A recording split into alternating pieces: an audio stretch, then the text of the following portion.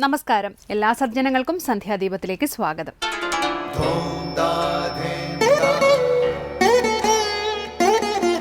ശുഭം ഭവതു കല്യാണമായുസാരോഗ്യവർദ്ധനം സർവദുഃഖ വിനാശായ സന്ധ്യാദീപം നമോസ്തുതേ. നാമം ജപായനം പുണ്യം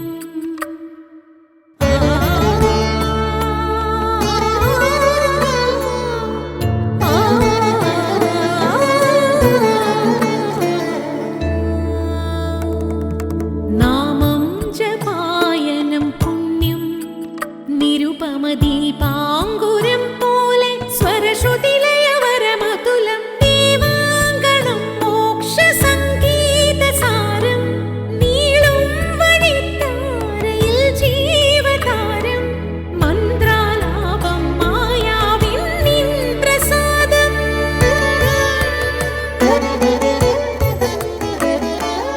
ഇരുൾ നീങ്ങിയുണരുന്ന തെളിനാളദീപം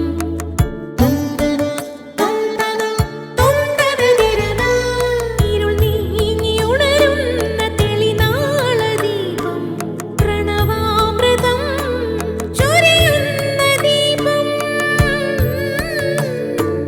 ദീപം ദീപം ദീപം ദീപം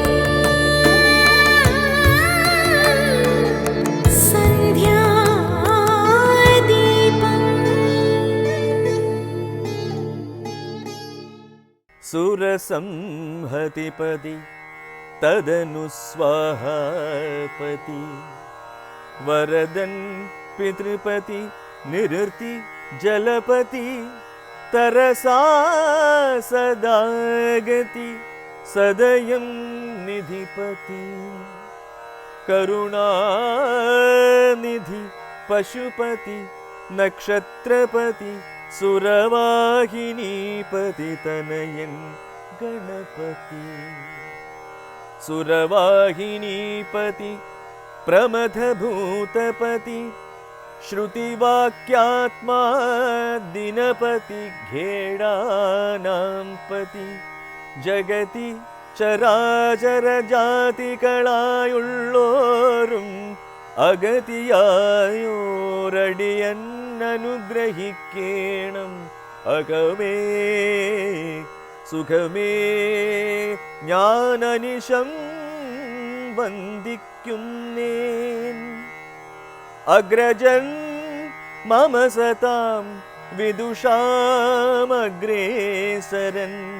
മദ്ഗുരുനാഥൻ അനേകാന്തേവാസികളോടും ഉൾക്കുറുന്നിങ്കൽ വാഴ്ക രാമനാമാചാര്യനും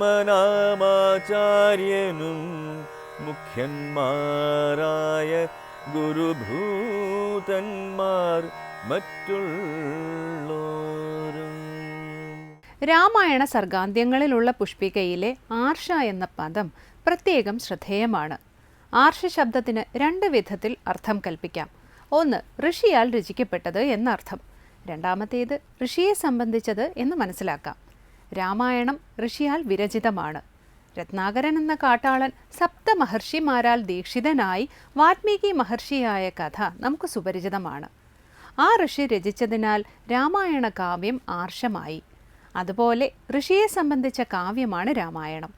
ശ്രീരാമചന്ദ്രൻ്റെ കുലമായ രഘുവംശത്തെക്കുറിച്ച് കാളിദാസൻ വ്യക്തമായി വർണ്ണിക്കുന്നുണ്ട്. രഘുവംശത്തിൽപ്പെട്ടവർ ബാല്യത്തിൽ ഗുരുകുലവാസം അനുഷ്ഠിച്ച് സർവ്വവിദ്യകളും വശമാക്കിയവരും യൗവനത്തിൽ ധർമ്മത്തിൽ ഉറച്ച കാമങ്ങൾ ഭുജിച്ചവരും വാർദ്ധക്യത്തിൽ മുനിചര്യയെ ഏറ്റവരും ആയുസിൻ്റെ ഒടുവിൽ യോഗവിധിയാൽ ദേഹം വെടിഞ്ഞവരുമാണ്. ഇക്കാരണങ്ങൾ കൊണ്ടാണ് ലോകത്തിലെ തന്നെ ആദി കാവ്യമായ രാമായണത്തെ ആർഷം എന്ന് വിശേഷിപ്പിക്കുന്നത്. രാമായണത്തിൻ്റെ ഓരോ സർഗത്തിൻ്റെയും അവസാനം ഇതി ആർഷേ ശ്രീമദ് നാരായണേ വാൽമീകിയെ ആദി കാവ്യേ ബാലകാണ്ഡേ പ്രഥമ സർഗ എന്ന തരത്തിലുള്ള ഒരു പുഷ്പിക കാണാം. തുടർന്ന് ശ്രീ കാവാലം ശ്രീകുമാർ ശിവാനന്ദ ലഹരി ആലപിക്കുന്നത് കേൾക്കാം.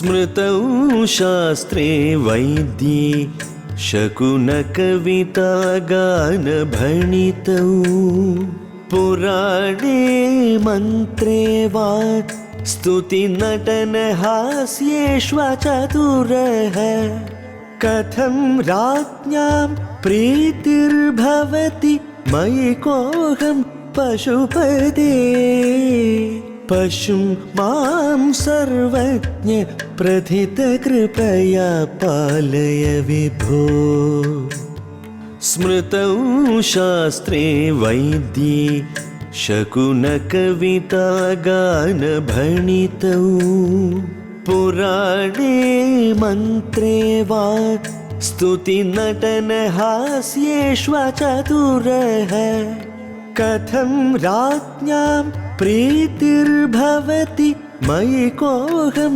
पशुपते पशुं मां सर्वज्ञ प्रथितकृपया पालय विभो. അടുത്തതായി ശങ്കര സ്തോത്രാമൃതം. സ്മൃതിയിലും ശാസ്ത്രത്തിലും വൈദ്യത്തിലും ശകുനശാസ്ത്രത്തിലും കവിതാരചനയിലും പുരാണത്തിലും മന്ത്രത്തിലും സ്തുതികളിലും നടനത്തിലും എനിക്ക് സാമർഥ്യമില്ല. പിന്നെ എങ്ങനെ രാജപ്രീതി എനിക്ക് ലഭിക്കും?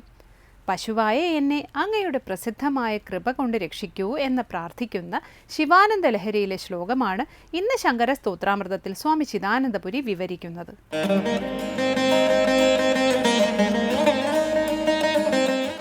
ശങ്കര കൃതികളിൽ ശിവാനന്ദ ലഹരിയിൽ 4 ശ്ലോകങ്ങളാണ് നമ്മൾ ശ്രദ്ധിച്ചത്. 5-ാമത്തെ ശ്ലോകം തുടർന്ന് ശ്രദ്ധിക്കണം.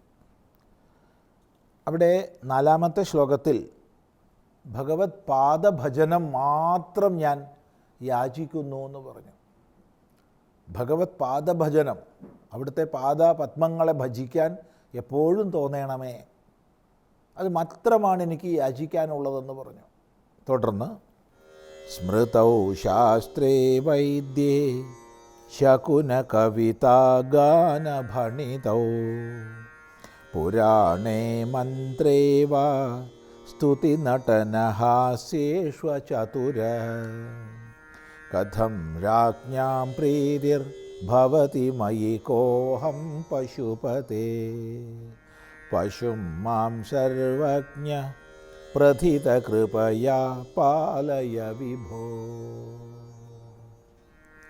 സ്മൃതൗ ശാസ്ത്രേ വൈദ്യേ ശകുനകവിതാ ഗാനഭണിതൗ പുരാണേ മന്ത്രേ വാ സ്തുതിനടനഹാസ്യേഷ്വചതുര കഥം രാജ്ഞാം പ്രീതിർഭവതി മയി കോഹം പശുപതേ പശും മാം സർവജ്ഞ പ്രഥിതകൃപയാ പാലയ വിഭോ. സ്മൃതൗ, സ്മൃതിയിൽ, ശാസ്ത്രേ, ശാസ്ത്രത്തിൽ, വൈദ്യേ, വൈദ്യത്തിൽ, ശകുന കവിതാ ഗാനഭണിതൗ, ശകുനശാസ്ത്രത്തിലും കവിതാരചനയിലും ഗാനഭണിതിയിലും, പുരാണേ, പുരാണത്തിൽ, മന്ത്രേവാ, മന്ത്രത്തിലാകട്ടെ, സ്തുതി നടനഹാസ്യേഷു, സ്തുതികളിലും നടനങ്ങളിലും ഹാസ്യങ്ങളിലും അചതുരഃ അഹം, ഞാൻ അസമർത്ഥനാണ്, എനിക്ക് സാമർഥ്യമില്ല, ഇതിലൊന്നും എനിക്ക് കഴിവില്ല. പിന്നെ കഥം രാജ്ഞാം പ്രീതി ഹി ഭവതി, പിന്നെ രാജാക്കന്മാരുടെ ഭരണാധികാരികളുടെ പ്രീതി എനിക്ക് എങ്ങനെ ഉണ്ടാവും? കോഹം, ഞാൻ ആരാ? ഹേ പശുപതേ, മാം പശും, പശുവാകുന്ന എന്നെ, പശുവായ എന്നെ, പ്രഥിതകൃപയാ, അങ്ങയുടെ പ്രസിദ്ധമായ കൃപ കൊണ്ട്, പാലയ ഹേ വിഭോ, രക്ഷിക്കണമേ ഹേ വിഭോ, ഹേ സർവജ്ഞ എന്ന് പറയുകയാണ് ഭഗവാൻ ഭാഷ്യകാരൻ. അവിടുത്തെ സിദ്ധാന്ത സമർത്ഥനത്തിന് പ്രഥമമായി സ്വീകരിച്ചിട്ടുള്ളത് ഭാഷ്യങ്ങളെയാണ്. 10 ഉപനിഷത്തുക്കൾക്കും ബ്രഹ്മസൂത്രങ്ങൾക്കും ഭഗവത്ഗീതയ്ക്കും ഉള്ള ഭാഷ്യം. 10-ലധികം ചില ഉപനിഷത്തുക്കളുടെ ഭാഷ്യങ്ങൾ ശങ്കരാചാര്യ സ്വാമികളുടെ പേരിൽ പറയപ്പെടുന്നുണ്ട്. അതുപോലെ വേറെ ചില ഭാഷ്യങ്ങളും ശങ്കരാചാര്യ കൃതികളായി പറയപ്പെടുന്നുണ്ട്, ഭാഷ്യങ്ങൾ. അതാണ് ഒന്നാമത്തെ വിഭാഗം. രണ്ടാമതായിട്ട് നമ്മൾ ഗണിക്കുക ഭാഷ്യഹൃദയത്തിലേക്ക് ജിജ്ഞാസുവെ പ്രവേശിപ്പിക്കുന്ന പ്രകരണങ്ങളാണ്, അനേക പ്രകരണങ്ങൾ. മൂന്നാമതായിട്ടുള്ളതാണ് സ്തോത്ര സാഹിത്യം. അതിവിപുലമാണ് സ്തോത്ര സാഹിത്യം. സാധാരണ ജനങ്ങളെ, ഭക്തരെ ശൈവ, വൈഷ്ണവ, ശാക്തേയ, ഗാണപത്യ, സൗര, സ്കാന്ത ഭേദങ്ങളിൽ ഉപാസന ചെയ്ത് കഴിയുന്ന സാധാരണ ഭക്തരെ ക്രമികമായി ഉയർത്തി വേദാന്ത ചിന്താപദ്ധതിയിലേക്ക് കൊണ്ടുപോകാനുള്ള ഒരു സോപാനം എന്ന രീതിയിലാണ് അവിടുത്തെ സ്തോത്ര സാഹിത്യം നിലകൊള്ളുന്നത്. ഇത് ശ്രദ്ധിക്കുന്ന സമയത്ത് 1-2 സവിശേഷതകൾ നമുക്ക് തോന്നും. ഒന്ന്, ശൈവ കൃതികൾ എഴുതുമ്പോൾ തനി ശൈവനായിട്ടാണ് ശങ്കരാചാര്യർ കാണപ്പെടുന്നത്. വിഷ്ണുസ്തുതി എഴുതുന്ന സമയത്തോ തനി വൈഷ്ണവനായിട്ട്, ശക്തിസ്തുതി എഴുതുമ്പോഴോ തനി ശാക്തേയനായിട്ട്. എന്തുകൊണ്ടെന്നാൽ അവിടുന്ന് ഇതൊന്നുമല്ല, ഏത് ഭാവത്തെയും പ്രാപിക്കാൻ കഴിയും. അതാണ് ഒരു വിഷയം. രണ്ടാമത്തെ വിഷയം, തനി ലൗകിക തലത്തിലേക്ക് പോയി ആർക്ക് വേണ്ടിയാണോ താൻ ഈ കൃതികൾ രചിക്കുന്നത് അവരുടെ തലത്തിലേക്ക് പോയി ചിന്തിക്കുന്ന, രചന ചെയ്യുന്ന ഒരു ശൈലി നമുക്ക് കാണാൻ കഴിയും.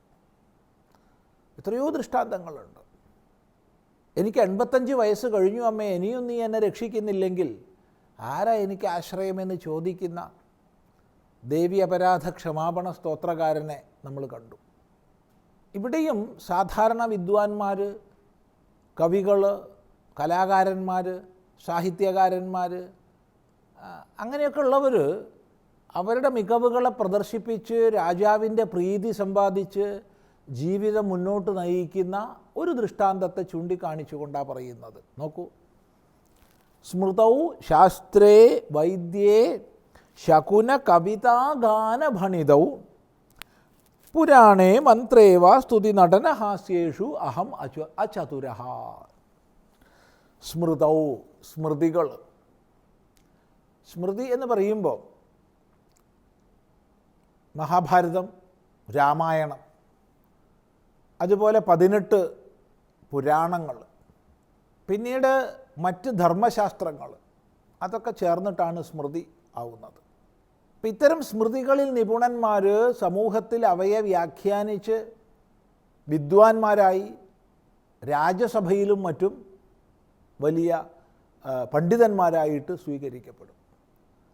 അതിനുള്ള കഴിവ് എനിക്കില്ല, അപ്പോൾ രാജ്യസഭയിൽ വിദ്വാനാവാനുള്ള യോഗ്യതയില്ല എന്ന് പറഞ്ഞുകൊണ്ട് തുടങ്ങുകയാണ് ഭഗവത് പ്രീതിക്കായിക്കൊണ്ട്. ആ ഭാഗം നമുക്ക് ശ്രദ്ധിക്കാം അടുത്ത പ്രാവശ്യം.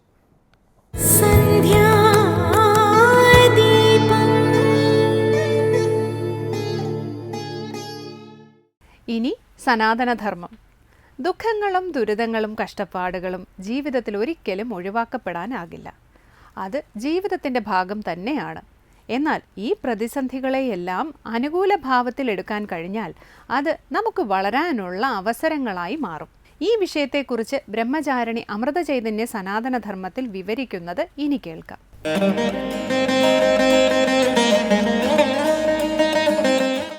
ഓം അമൃതേശ്വരി നമഃ. ഒരിക്കൽ അമ്മ നമ്മളോട് പറഞ്ഞു, പലപ്പോഴും കുറച്ച് അടിയൊക്കെ ജീവിതത്തിൽ കിട്ടുമ്പോഴേ നമ്മൾ ഉള്ളിലേക്ക് തിരഞ്ഞു നോക്കുകയുള്ളൂ. അങ്ങനെ നോക്കുമ്പോൾ നമ്മുടെ ജീവിതത്തിൽ ഉണ്ടാകുന്ന ദുഃഖങ്ങളും ദുരിതങ്ങളും നമ്മളെ ഉണർത്തുവാനായിട്ടാണ്, നമ്മളെ വളർത്തുവാനായിട്ടാണ് എന്ന് നമ്മൾ മനസ്സിലാക്കും. ഈയിടെ എൻ്റെ വീട്ടിലെ അമ്മയും അച്ഛനും കൂടെ ഒരു ബിൽഡിംഗ് സപ്ലൈ കടയിലേക്ക് പോയി. അച്ഛന് വീട്ടിൽ ഒരു റിപ്പയറിന് വേണ്ടി കുറച്ച് സാധനങ്ങൾ വാങ്ങണമായിരുന്നു. അവ തിരഞ്ഞെടുക്കുന്ന സമയത്ത് വീട്ടിലെ അമ്മ ചോദിച്ചു, ഗ്ലവ്സ് ഉണ്ടോ കയ്യിൽ? അപ്പോൾ അച്ഛൻ പറഞ്ഞു, എവിടെയോ ഉണ്ടെന്ന് തോന്നുന്നു. കണ്ണിൻ്റെ സുരക്ഷയ്ക്കുള്ള കണ്ണാടയുണ്ടോ? അച്ഛൻ ഇല്ല എന്ന് കാട്ടുവാനായി ചുമ്മാ തോളുകൾ ഇളക്കി. അപ്പോൾ അവിടെ ഉണ്ടായിരുന്ന കടയുടെ ഉടമസ്ഥൻ പറഞ്ഞു, നിങ്ങൾ എന്തായാലും കണ്ണിൻ്റെ സുരക്ഷയ്ക്കുള്ള കണ്ണാട ഉപയോഗിച്ചേ പറ്റൂ. കാരണം നിങ്ങൾ വാങ്ങിക്കുന്ന സിമൻറ്റ് പ്ലാസ്റ്ററിൽ ആസിഡ് ഉണ്ട്. നിങ്ങൾ പണിയെടുക്കുമ്പോൾ ഗ്ലവ്സ് ഇടണം, വളരെ ശ്രദ്ധിക്കുകയും വേണം. കണ്ണുകൾ സംരക്ഷിക്കണം. ഇത്തിരി പോലും ഈ കെമിക്കൽ കണ്ണിലേക്ക് പോയാൽ കണ്ണുകൾ നല്ലവണ്ണം പൊള്ളും. വളരെ ലാഘവത്തോടെ എൻ്റെ അച്ഛൻ പറഞ്ഞു, ഓ ഞാൻ ശ്രദ്ധിച്ചോളാം, കണ്ണിൽ വീഴാതെ നോക്കിക്കോളാം. വീട്ടിലെ അമ്മ വീണ്ടും ചോദിച്ചു, ഉണ്ടോ, വീട്ടിൽ ആ കണ്ണാടയുണ്ടോ? അച്ഛൻ പിന്നെയും ഇല്ല എന്നുള്ള രീതിയിൽ തോളിലക്കി. ഒരക്ഷരം പറയാതെ വീട്ടിലെ അമ്മ ഷോപ്പിംഗ് ബാസ്ക്കറ്റിലേക്ക് ഒരു സുരക്ഷാ കണ്ണാടയും വെച്ചു. ബിൽ അടച്ചതിന് ശേഷം കടക്കാരനും അവരുടെ കൂടെ കാറിലേക്ക് വന്നു. അവർ വാങ്ങിയ സാധനങ്ങൾ കുറെ അയാളും കയ്യിൽ പിടിച്ചു. കാറിലേക്ക് കയറ്റി വയ്ക്കുവാനും സഹായിച്ചു. കടയിലേക്ക് മടങ്ങുന്നതിന് മുമ്പ് വീട്ടിലെ അമ്മയെ നോക്കി ചിരിച്ചുകൊണ്ട് അയാൾ പറഞ്ഞു, അതെ, ഭർത്താവ് പണിയെടുക്കുമ്പോൾ ചട്ടി കയ്യിൽ പിടിച്ചു കൂടി നിന്നോളൂ കേട്ടോ. ഒന്നും മനസ്സിലാകാതെ വീട്ടിലെ അമ്മ ചോദിച്ചു, ചട്ടിയോ, അതെന്തിനാ? ഹാ, ചിരിച്ചുകൊണ്ട് കടക്കാരൻ മറുപടി പറഞ്ഞു, കണ്ണാട വെച്ചില്ലെങ്കിൽ ചട്ടി കൊണ്ട് തലയ്ക്ക് അടിക്കാൻ വേണ്ടി. 2 പേരും ഇത് എന്നോട് പറയുമ്പോൾ ഞങ്ങൾ ഒരുമിച്ച് കുറേ ചിരിച്ചു. അമ്മ ചട്ടിയും കൊണ്ട് അച്ഛൻ്റെ അടുത്ത് നിൽക്കുന്നത് മനസ്സിൽ ഭാവിച്ചുകൊണ്ട്. പക്ഷേ അത് എന്നെ നമ്മുടെ അമ്മയുടെ ഒരു ആധ്യാത്മിക പാഠവും കൂടി ഓർമ്മിപ്പിച്ചു.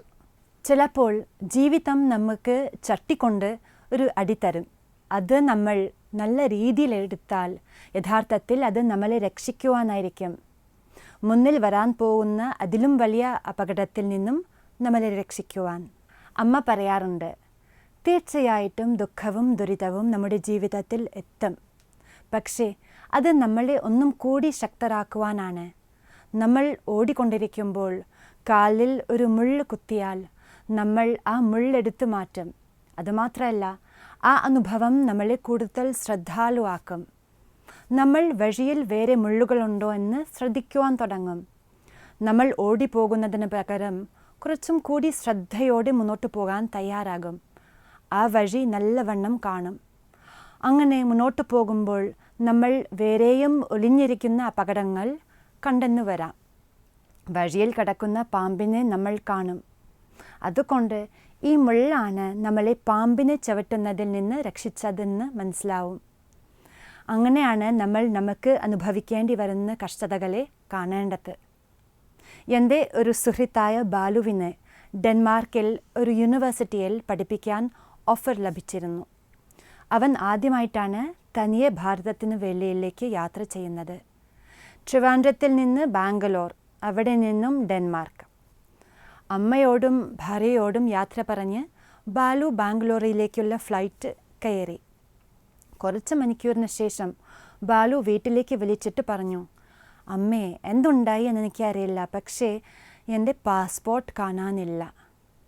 എല്ലാവരുടെയും ഷോക്കും വെപ്രാളവും ഒക്കെ ആലോചിക്കാമല്ലോ.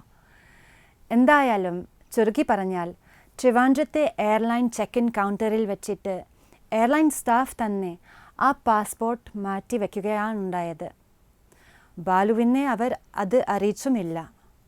അപ്പാര കൃപ കൊണ്ട് പിന്നെ കുടുംബവും കൂട്ടുകാരും പോലീസും CCTVയുടെ സഹായത്തോടു കൂടി മണിക്കൂറുകൾ തേടിയതിനു ശേഷം അത് കണ്ടുപിടിച്ചു.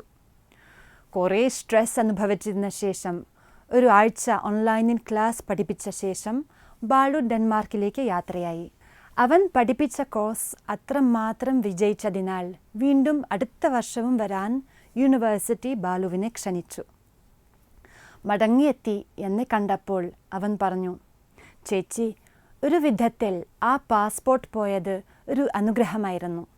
കാരണം അതിനുശേഷം ഞാൻ വളരെയധികം ശ്രദ്ധിച്ചു. പാസ്പോർട്ടും പേപ്പറും മാത്രമല്ല, ക്ലാസ് എടുക്കുന്നതിലും വളരെ ശ്രദ്ധിച്ചു. ഒന്നാലോചിച്ചു നോക്കൂ, തുടക്കത്തിൽ ട്രിവാൻഡ്രത്തിൽ വെച്ചിട്ടല്ല ഈ പാസ്പോർട്ട് പോയത് എന്നുണ്ടെങ്കിൽ ഡെൻമാർക്ക് വെച്ചായിരുന്നെങ്കിൽ എന്ത് പ്രശ്നത്തിൽ പെട്ടേനെ ഞാൻ. ഈ ഉൾക്കാഴ്ച എന്നിൽ മതിപ്പുളവാക്കി. തീർച്ചയായും തുടക്കത്തിൽ കുറച്ച് ശ്രദ്ധാക്കുറവ് ഉണ്ടായിരുന്നെങ്കിലും അവന് മറ്റുള്ളവരെ കുറ്റപ്പെടുത്താമായിരുന്നു. എയർലൈൻ സ്റ്റാഫിൻ്റെ പിഴവിനെ ന്യായമായും ചൂണ്ടിക്കാണിക്കാമായിരുന്നു. കാരണം അവരാണ് പാസ്പോർട്ട് തിരിച്ചു നൽകാതെ താഴെ പേപ്പറുകളുടെ അടിയിൽ അലക്ഷ്യമായി ഇട്ടത്. അതിന് പകരം ഈ ഒരു അനുഭവം ഒരു പാഠമായി ബാലു എടുത്തു. അമ്മ പറയുന്ന പോലെ ദുഃഖവും ദുരിതവും കഷ്ടപ്പാടുകളും എല്ലാം ജീവിതത്തിൻ്റെ ഒരു വലിയ ഭാഗം തന്നെയാണ്. പക്ഷേ നമ്മൾ അത് പോസിറ്റീവായി നേരിട്ടാൽ ഈ അനുഭവങ്ങൾ നമുക്ക് വളരാനുള്ള അവസരങ്ങളായി മാറും. ഈ ബുദ്ധിമുട്ടുകളെല്ലാം തന്നെ ലോകം നമ്മുടെ തലയ്ക്ക് ചട്ടിക്കൊണ്ടടിക്കുന്ന പോലെ കരുതിയാൽ മതി. നമ്മളിൽ ഒന്നും കൂടി ശ്രദ്ധ വരുത്തുവാൻ, മുന്നിൽ വരാനിരിക്കുന്ന വലിയ ആപത്തുകളിൽ നിന്ന് രക്ഷിക്കുവാനായിട്ടുള്ള തട്ടുകളായി കരുതിയാൽ മതി.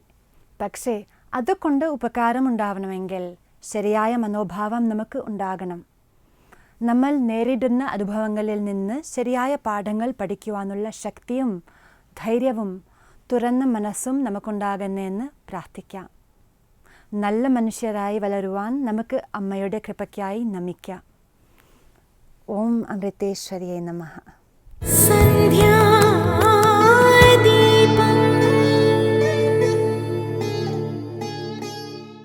തുടർന്ന് ദീപാരാധനയാണ്. ക്ഷേത്ര സന്നിധിയിലെത്തി മംഗളാരതി തൊഴുത് ഇന്നത്തേക്ക് മടങ്ങാം. എല്ലാവർക്കും നമസ്കാരം.